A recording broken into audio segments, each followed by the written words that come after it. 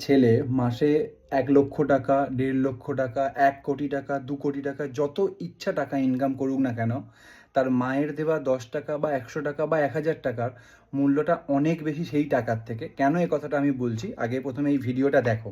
এটা হচ্ছে আমার বাড়িতে, অ্যাকচুয়ালি বাড়ির অফিস বলা যায়। আমি যেখান থেকে পুরো কাজ করি, এখানটাতেই আমি কাজ করি। এখন আমার বাড়ি থেকেই বেশিরভাগ কাজ হচ্ছে, তাই আমি যাবতীয় কাজকর্ম সব এখান থেকেই করি। মাঝে মাঝে যদি ইউটিউব বা ফেসবুকে ভিডিও বানাই, আমি এইখান থেকেই বানাই। ম্যাক্সিমাম টু ম্যাক্সিমাম আমার ম্যাকবুকে এডিট করি বা মোবাইলে এডিট করি, করে এখান থেকেই জানাই। তো এই হচ্ছে আমার এই মুহূর্তের অফিস। তো এখানের মধ্যে একটা পরিবর্তন হয়েছে। পরিবর্তন বলতে এই যে চেয়ারটা আছে, এই চেয়ারটার জায়গায় আজকের আগে পর্যন্ত ছিল হচ্ছে একটা প্লাস্টিকের চেয়ার, যেটা নর্মালি বাড়িতে থাকে। তো সেই চেয়ার, সেই চেয়ারের জায়গায় আজকে হচ্ছে আমার এই চেয়ারটা আছে। কেন আছে সেই ঘটনাটা আমি পুরো বলছি। আমার মা ছোট থেকে মানুষ করার জন্য অনেক কষ্ট করেছে।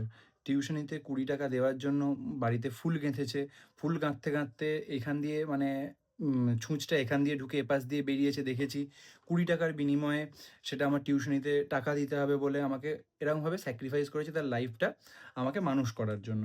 আজকের দিনে দাঁড়িয়ে আমি একটা কথা বলছি, মায়ের আশীর্বাদে, ভগবানের আশীর্বাদে, সবার ভালোবাসা, মা চাইলে পায়ের ওপর পা তুলে বসে বসে খেতে পারে, এনজয় করতে পারে লাইফটাকে। এখন এনজয় করার সময়, মানে এনজয় মানে খাবে, ঘুরবে, সব কিছু করবে।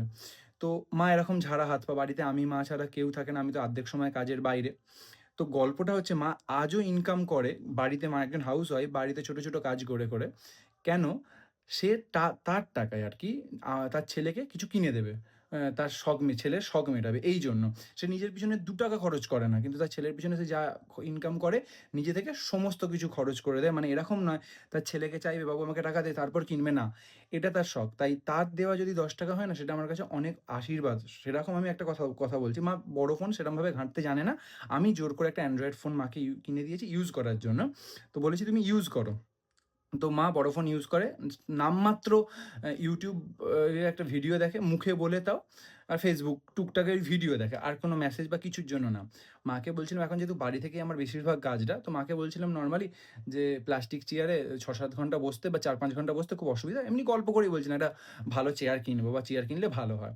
তো সেই জায়গায় মা জানে না Flipkart বা Amazon এ বা অনলাইনে কি করে অর্ডার করে। Facebook এ এই যে YouTube এ ভিডিও দেখে মা Flipkart এ আমার জন্য একটা এই চেয়ারটা অর্ডার দিয়েছে।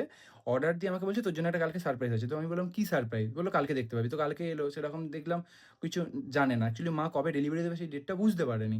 তো এরকম ২-৩ দিন যাওয়ার পরে আমার দেখলাম পার্সেলটা এলো। ঘরে আসার পর বলল, "এনে, এটা তোর গিফট।" তো সেই জায়গায় আমি একটা কথা বলছি,